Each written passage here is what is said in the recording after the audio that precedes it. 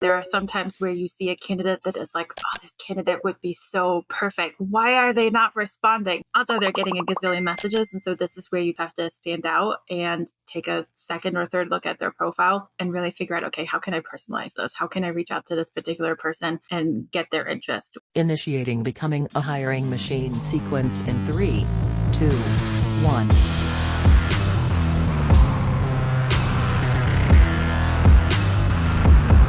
Hey everyone, it's Sam Keenley, and welcome to Becoming a Hiring Machine. This is the show dedicated to fixing recruitment by going beyond saying what needs to change and instead teaches you how to make that change. Today, we have an amazing Tactical Tuesday ahead of us, but before we get into that, I just want to tell you a little bit about the show. Essentially, we have shows within the show. Some days we have interviews with industry thought leaders and others who are shaking up the space. Other days we cover trending topics, items that recruiters are talking about or will be very soon and what those mean for them. Every Tuesday like today, come by for a Tactical Tuesday episode where we go deep on how to do something that's going to help you drive better results in your day-to-day immediately following the episode. Every once in a while, we open it up for Q&A. Listeners can drop in questions for us that they'd like to have us take on. So send those over to us at podcast@loxo.co. And occasionally you'll hear a mic drop episode from Matt where he stops by and shares something that he's been thinking about within the recruitment space and wants to share with you. All right, for today's Tactical Tuesday, we're taking the opposite approach to what we've been covering in the past handful of episodes. So most times we're sharing tips, recommendations for how to be more efficient, how to utilize various tools like ChatGPT to basically do more with less, right? And so today we have Vivien joining us for a discussion as we talk about the power of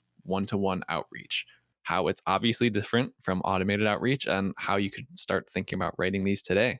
So on that note, Vivien, welcome back as always, and let's get into this conversation. Thanks for having me. Oh yes, that's a fun one. So you prompted me with this one. You're like, you know what? Let's take this one on today. So tell me a little bit about it. What are your thoughts? Automated outreach is so great because it really does help you save time. You can just send out a bulk message and you know that if you send it to 100 people, it will stick to at least 5. You'll get 5 responses, maybe one good one that is like, you know what? Yeah, I'm interested. Let's chat a little bit further. You give it 3 more days and a couple more responses trickle in, which is really great. And if you add like a multi-step campaign, it just keeps going. So you have something on autopilot that does the work for you, the dirty grunt work type work, which is really good. But at the same time, that's not always the best idea. There are some times where you see a candidate that is like, oh, this candidate would be so perfect. Why are they not responding? Odds are they're getting a gazillion messages. And so this is where you kind of have to stand out and take a second or third look at their profile and really figure out, okay, how can I personalize this? How can I reach out to this particular person and get their interest? What can I do to stand out from everybody else outside of using funny subject lines, dad jokes, emojis, the works. And this is where that one-to-one outreach can be incredibly helpful. Oh, yes. Okay. So it's kind of as you say, the important focused communication. My mind immediately goes to, I know you can do this with candidates, you can do this with prospects, customers as well. So let's pick a scenario. Like, what do you think is a good time when we should be doing this one-to-one type outreach? Honestly, I used to do this after like my multi-step regular schmegular outreach didn't work and I still wanted to get in touch with that person. This is where I went back. They probably saw one of my messages at this point. So seeing my name is probably not going to be like, who's this person? But like, this is familiar. So you kind of warmed them up a little bit already. So, and this is another really great benefit of that automated outreach because you can warm leads up by just reappearing all the time, but in like a helpful way, not in that annoying, great opportunity or you want to work with me kind of way. So this is where you're already kind of putting like good like karma in the bank, so to speak. So by the time that you like take a second look at their profile, people usually write something on there. And if they have just a blank profile, see if maybe they went to college in a city that you used to live in. And there was like this like really great restaurant next to campus and you went there. So for example, I think it's University of Georgia that is in Atlanta. And I know that Atlanta has a really good German restaurant that I like going to. And so I reached out to this one guy and I was like, hey, have you ever been to that German restaurant next to campus? And they're like, oh my gosh, yes, favorite food. And just even that like tiny little personal connection of like taking a look at their profile, that ended up gathering a response. So at least I knew, okay, this person is perfectly happy at their job. They don't want to make a switch, but at least now I know. Whereas before it was always like, why is this person not responding to me? And this is where it can become so beneficial. And when it comes to business development, when you keep reaching out, at some point you can differentiate yourself by being like, you know what? I noticed you really like Kansas Chiefs. Wonder why they're on my mind. And kind of just say, you know what? Like, have you always been a fan, or is that like a recent development, And then you can say, you know what? I actually am a huge Eagles fan. So I don't think we'll get along. So never mind, disregard this message or something like that. Something funny, something completely different. Do something that really says, like, I read your profile. I completely tailored this to you. This obviously is not a bulk message that I sent. I took my time with this and add something personal in there to kind of build that emotional connection a little bit. Maybe not necessarily in like a creepy stalker-ish kind of way, but in like we have something in common. I'm human too. Like, let's connect.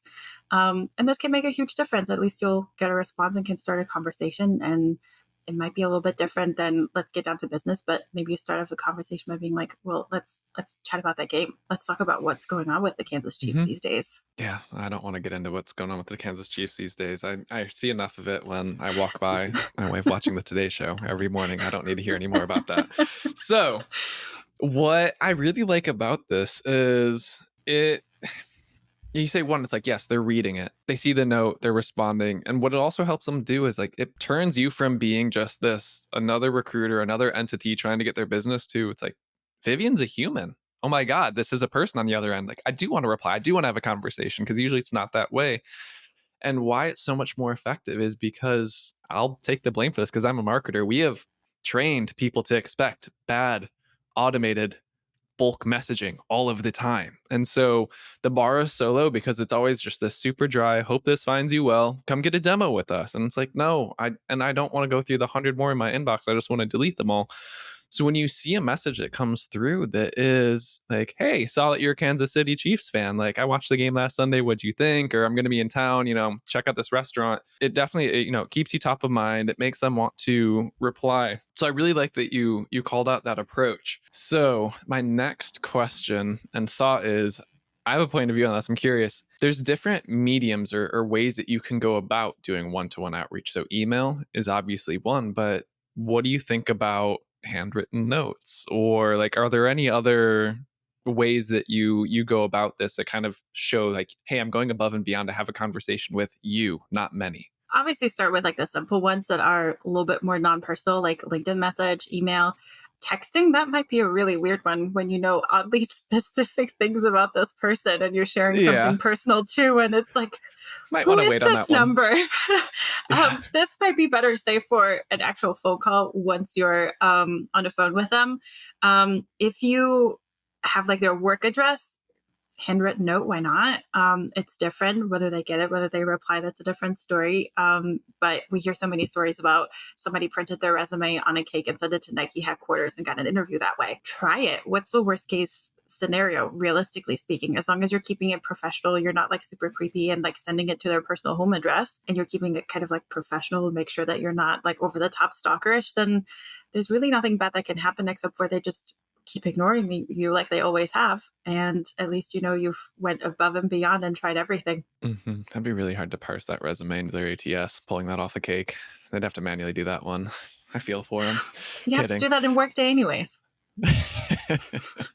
But yeah, I mean, it's all of those little things that do go along, because no one does them anymore. And that's kind of it's like the pendulum swung where everything used to be one-to-one, everything used to be handwritten. So then all of a sudden when email comes out, it's like, oh my God, I'm so excited. I got an email. People like that. And then we found it's really easy to scale. So yeah. So what's interesting about the handwritten notes is it shows like, there's a person on the other side, and it takes a lot of time. Like, it's not a quick 5-second email send. I do it for some of our customers. I do it for prospects. I have our BDRs do it all the time, but it's not the quantity quality debate, but it's almost like the open rate increases in a way, so to speak, because they're going to see it. It is different. They're going to take the time. And even, I don't know if you've ever gotten one, but I remember I got a handwritten note from, it was like one of it was some random B2C brand that I bought. So I can't even remember what it was, which I should as I'm saying this example. But on the order form, it said like, "Hey Sam, thanks so much for ordering from us. Like, we truly appreciate it. We're always here if you have questions." And I was like, wow, that brand actually cares, which is so uncommon. So again, like, doesn't have to be a lot, but just seeing the handwritten shows that little bit of effort there. So if someone wanted to get started on this, like any quick tips for some outreach methods, or what to include of that as a final wrap for the episode? Definitely. Just spend some time getting to know this person with what's publicly available data, obviously. And just find something that is like a common ground, something that you can relate to, or even something that you're curious about. Like, hey, I've always been meaning to go to San Francisco. Any recommendations or something like that? Make it personal so that like they realize, okay, there's a human on the other side. They put a little bit of effort, maybe kind of guilt them into responding by putting effort in.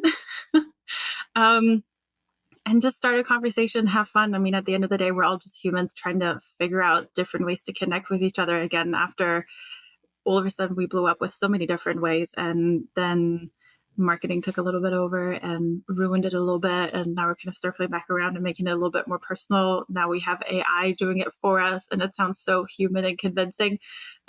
So just do something that really stands out. Ultimately, as great as AI is, it can't look at your profile and really personalize the message. So It's artificial. It's not human intelligence. TM. Kidding. All right. So, Vivien, thank you as always for joining. Truly appreciate you sharing this knowledge. I know it's going to inspire some recruiters to start doing this today. So, as we wrap up the episode, Becoming a Hiring Machine is a production of Loxo. You can find our show notes in the description of your favorite podcast streaming platform, as well as on our website, loxo.co/podcasts. Our full video episodes are available on YouTube. I haven't been saying this before, but we have them on YouTube. We have them on our website. So definitely check those out there. And if you ever have specific questions, looking for advice from Matt, Vivien, from anyone, send us an email, podcast@loxo.co. So everyone, that is the show. Yet another great Tactical Tuesday with Vivien. Until next time.